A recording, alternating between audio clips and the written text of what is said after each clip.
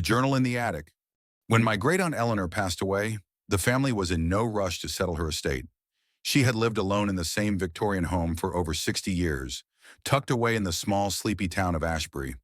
The house itself was a crumbling relic, a three-story monster of faded brick and wood, its windows perpetually shrouded by heavy curtains.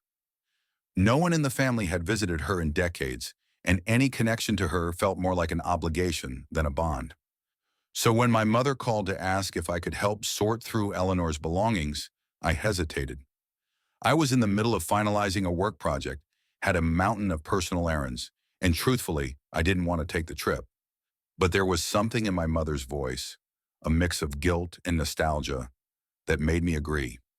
A week later, I found myself standing on the cracked stone steps of Eleanor's house, clutching a set of keys and staring at the warped front door. The air smelled like rain and earth, though the sky was clear. The town of Ashbury had a certain stillness to it, as though it existed slightly out of sync with the rest of the world. The streets were quiet, and every house I passed seemed to carry the weight of untold stories. Eleanor's house, however, felt different. It loomed. The roof sagged in places, the chimney leaned at an odd angle, and the ivy crawling up the sides gave it the appearance of something alive, something that had grown rather than been built. I unlocked the door and stepped inside. The smell hit me first, a mix of mildew, dust, and something faintly metallic. The air was heavy, oppressive, as though the house itself disapproved of my presence. The hallway was narrow with faded floral wallpaper peeling at the seams. Furniture covered in white sheets lined the walls, ghostly forms that only added to the unease. The task seemed simple enough. My mother had instructed me to look for anything of sentimental or monetary value: jewelry, old photographs, letters, things the family might want to keep before the rest of it was donated or sold. Most of the house was a maze of clutter, rooms filled with ancient furniture, piles of old books, and knickknacks that hadn't been touched in decades. It was overwhelming but manageable. That is, until I found the attic. The attic door was hidden behind a smaller, almost forgotten staircase at the far end of the house. I wouldn't have even noticed it if a draft hadn't rattled the door slightly, drawing my attention. The narrow staircase led up into darkness, and as I climbed, I had the distinct feeling that I shouldn't be there. Each step creaked under my weight, the sound echoing faintly in the silence. The attic itself was enormous, stretching across the entire top floor of the house. It was filled with trunks, boxes, and furniture draped in more white sheets. Dust floated in the air, catching the faint light that seeped through the small circular window at the far end. But what caught my attention immediately was the desk. It was placed at the center of the room, an ornate wooden thing with intricate carvings along the edges. On top of it sat a leather-bound journal, old but well-preserved, as though someone had been writing in it not long ago. Something about it drew me closer. I hesitated only briefly before sitting down and opening the journal. The first few pages were innocuous: lists of household expenses, notes about repairs Eleanor had made to the house, even a few recipes.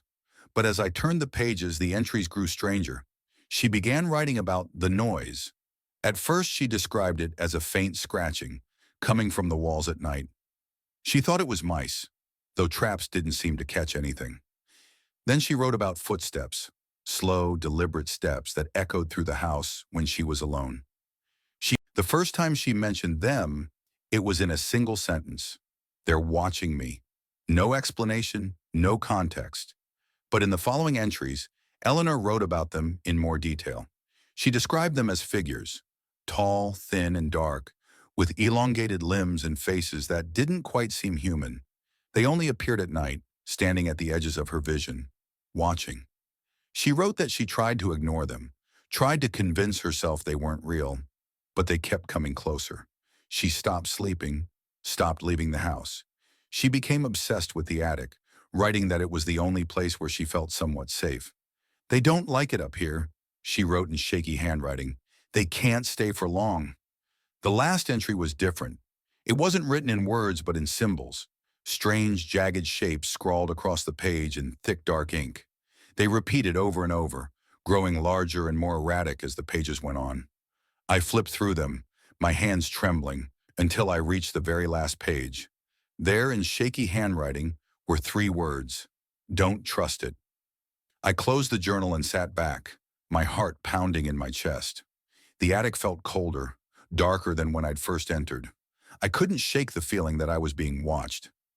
My gaze drifted to the corners of the room, to the shadows that seemed deeper than they should have been. Something moved. It was subtle, almost imperceptible, a slight shift in the darkness near the far wall. I froze, unable to look away. The shape grew more defined, tall and thin, just as Eleanor had described. I wanted to run, but my legs wouldn't move.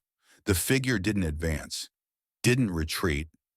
It just stood there, watching. I don't remember leaving the attic.